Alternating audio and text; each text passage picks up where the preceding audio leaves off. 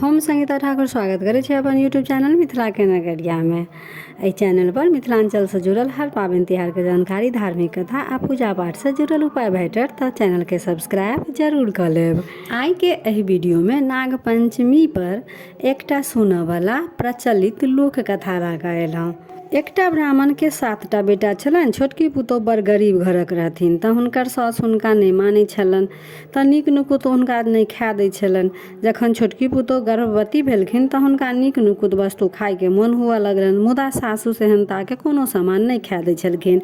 एक दिन हुआ हारि कऽ अपन स्वामी के कहलखिन जे हमरा खीर पूरी खाय के मोन होइ अछि। हुनकर स्वामी अपन माय के कहलखिन जे हम खेत जाइ छी, हमरा लेल आइ खीर पूरी बना कऽ कनिया हाथे पठा देब। माय परम संदेही छलखिन। हुनका भेलनि जे खीर पूरी अपने नहि खा कऽ कनिया के खिया देतै। उ अपन कनिया के जी पर कुछ लिख देलखिन आ कहलखिन जाबे धर अहाँ खेत पर से घुरि कऽ नहि आयब ताबे धरि जी पर लिखल रहबाक चाही। तखन खीर पूरी लऽ कऽ ओ कनिया के खेत पर पठौलखिन। कनिया खीर पूरी लऽ खेत पर पहुँचली। आधा हुनकर पति खेलखिन आ आधा कनिया के कहलखिन जे आब अहाँ खा लिअ। कनिया कहलखिन हम कोना खाउ, अहाँ के माय हमरा जी पर किछु लिख देने अछि, खेला से ओ मेटा जायत तऽ ओ बड़ फेजैत करती। ओ कहलखिन खीर पूरी के कतौ नुका कऽ राखि लिअ, जखन माय अहाँ के जी देख लेती तकर बाद आबि कऽ खा लेब। कनिया एकटा पिपरक गाछ के धोइधर में खीर पूरी के नुका कऽ राखि देलखिन। हुनकर साउस हुनकर जी देखलखिन तखन कनिया कोनो लाथे अपन फेर खीर पूरी लेल ओ फेर अपन घुमि कऽ पीपरक गाछ लंग अपन एली तऽ ओ पीपर गाछ के धोधर में देखै छथि तऽ हुनका खीर पूरी नहि भेटलनि। ओहि धोधर में एकटा बिहेड़ छलै, ओहि में एकटा नाग नागिन रहै छलै। ओ गर्भवती छल, ओ सबटा खीर पूरी खा गेल। कनिया के बड़ दुख भेलनि जे एतेक प्रयत्न के बाद खीर पूरी खाय के भाग्य में नहीं लिखल छल। ओ खीर पूरी चारू कात ताकऽ लगली आ बाजली आशा भेल निराश, झाँझर भेल पलाश, जे मोरा खैलक खिरिया पुरिया तिनको पूरे नाश। किछु दिन बाद 2टा बच्चा ओहि नागिन के भेलै। जाहि बाध में ब्राह्मणी के खेत छलनि तहि बाध में नागिन के दुनू पौआ अपन खेलाइ छलै। एक दिन ओहि पौआ के चरवाहा सब मारऽ लेल दौड़ल। पौआ भागि कऽ ब्राह्मणी लग चलि गेल। हुनका बड़ा दया लागि गेलनि। ओ झट दऽ ओकरा पथिया से झाँपि देलखिन। चरवाहा सब अपन कनिया के पुछलनि जे 2टा पौआ साँपक देखलियै। ओ उत्तर देलनि नहि जाय एम्हर तऽ नहि आयल। जखन ओ सब चलि गेल तखन ओ पथिया उघारि देलखिन। दुनू पौआ अपन चलि गेल। घर जाकऽ दुनू पौआ अपन माय से कहलखिन जे एकटा ब्राह्मणी हमरा लोकनि के प्राण बचौलक, नहीं तऽ चरवाहा सब आइ खेहारि कऽ हमरा दुनू गोटे के मारि देत। ओ पौआ के नाम छलनि बाल आ दोसर के नाम छलनि बसंत।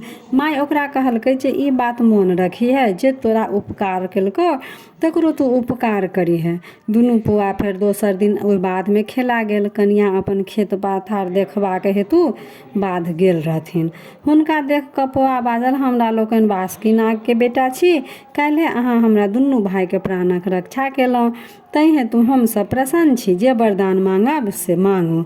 कनिया कहलखिन हमरा नैहर आस हुए से वरदान दिया। दोसर दिन मनुष्य रूप में धारण कऽ दुनू भाई कनिया के ओतऽ पहुँचला। ओतऽ कनिया के साउस भैंसुर आ बर सँ कहलकनि हम दुनू कनिया के भाई छियनि, हमरा लोकनि के जन्म हिनकर दुरागमन के बाद भेल। एतऽ तैं आब जात नहीं रहला सँ हमरा लोकनि के अहाँ नहीं चिन्है छी। हम अपन बहिन के विदागरी करबा लेल आयल छी, कृपया विदागरी कऽ देल जाओ। कनिया के मोन आ दुनू भाइयक हठ देख कऽ विदागरी कऽ देलकनि। थोड़ेक दूर गेला के बाद पैघ एकटा बिहड़ भेटलनि। ओहि बिहड़ में तीनू गोटे प्रवेश केलनि। ओहि बिहड़ से निकलला के बाद कनिया के नीक कोठा सोफा भेटलनि। बासुकी सब मनुष्य के रूप धऽ कऽ कनिया के स्वागत करे लेल खड़ा छलनि। ओ सुख से ओतऽ रहऽ लगली। कनिया के बासुकी कहलखिन जे बेटी के काज अछि जे जतऽ जाय ओ ओतऽ इजोत केने रहै, तैं हेतु अहाँ प्रतिदिन साँझ में दियठ पर दीप जरा कऽ राखब आ आराम से रहब आ खाओ खेलाओ। कनिया नित्य संध्या काल दीप लेस कऽ दियठी पर अपन राखि देथिन। ओ जेकरा दियठी बुझै छलखिन ओ बासुकीनाथ के फन छलनि। साँझ कऽ बासुकीनाथ चकरी मारि कऽ बैस जाथिन आ फन के ऊपर केने रहथिन। ओ ओकरे दियठी बुझै छलखिन आ ओ ओपर दियठी पर अपन दीप जरा कऽ राखि दै छलखिन। दीप गरम भऽ गेला सँ बासुकीनाग के फन पाकऽ लगनि। किछु दिन तक अपन बेटी बुझि कऽ एहि कष्ट के ओ सहलनि। जखन ओ असहाय भऽ गेलनि तखन बासुकी के कहै छनि ई मनुष्य सब दिन हमर चानी के झरकबै अछि, सौंसे चानिमे हमरा फोका पड़ि गेल। आब हम एकरा नहि सहि सकै छी, हम एकरा आब डैस लेबै। बासुकिनी विनती करलखिन आ कहलखिन जे बेटी सुख साधारण नहि छै। जखन ओकर जन्म होइ छै तखनिए बापक चानि जे तपऽ लगै छै। केहन एकर स्वभाव छै, केहन एकर बर हेतै, केना ई रहतै, केना अनचिन्हार घरमे रहत, सासुरमे ई यश देत कि अयश देत, सुख पायत कि दुख पायत, इएह सब चिंता बेटीके बापके चानिसँ हरदम गरम केने रहै छै। ताहिसँ अपन एकरा किछु अखन एकरा किछु नहि करियौ, नहि तऽ बड़ अयस भऽ जायत। जखन ई अपन घर चलि जेतै तखन एकरा जाकऽ अपन जे मोन हैत से करब। अपन नागिन जे छलखिन से अपना हुनका नहि डसऽ देलखिन।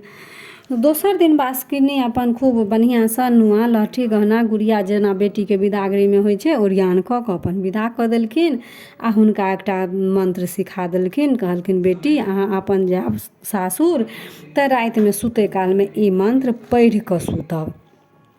मंत्र देलकनि, दीप दीपहारा जागू हारा, मोती मानिक करू धारा, नाग बरथुन नागिन बरथुन, पाँच बहिन बिसहारा बरथुन, बाल बसंत भैया बरथुन, दाढ़ी खोढ़ी मौसी बरथुन, आशा बड़ी पीसी बरथुन, सोना मोना मामा बरथुन, राही शब्द लये सूती, कांसा शब्द लये उठी, होइत प्रात सोना कटोरामे दूध भात खाय, साँझ सुती प्रात उठी, पटोर पहिरी कचोर ओढ़ी, ब्राह्मणक देल कोदारी, विष्णुक छाँटल बाट, भाग भाग रे कीड़ा मकोड़ा, ताही बाटे औता, ईश्वर महादेव परे गरुड़ के ठाठ, आस्तिक आस्तिक आस्तिक। बासुकी किछु दिन बाद ओहि कनियाँके डसबाक लेल गेला। कनियाँ सब राति सुतबासँ पहिले बासुकिनीके देल मंत्र अपन पढ़ि लैत छली। मंत्र सुनि कऽ बासुकी नाग डसबाक साहस नहि होइ छलनि। ओ घुरि कऽ चलि आथिन।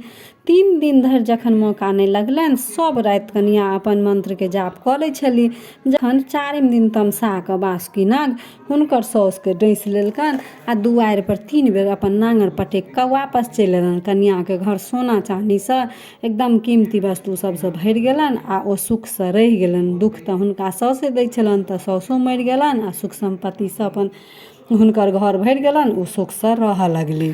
तऽ इएह छला नाग पंचमी पर सुनऽवला एकटा प्रचलित लोककथा। तऽ कथा केहन लागल कमेंट जरूर करब आ नीक लागल तऽ लाइक शेयर सब्सक्राइब कऽ कऽ मैथिली भाषाके सपोर्ट जरूर करब। तऽ फेर उपस्थित होइ छी एकटा नया वीडियोके संग। ताबे तक जय मिथिला जय मैथिली।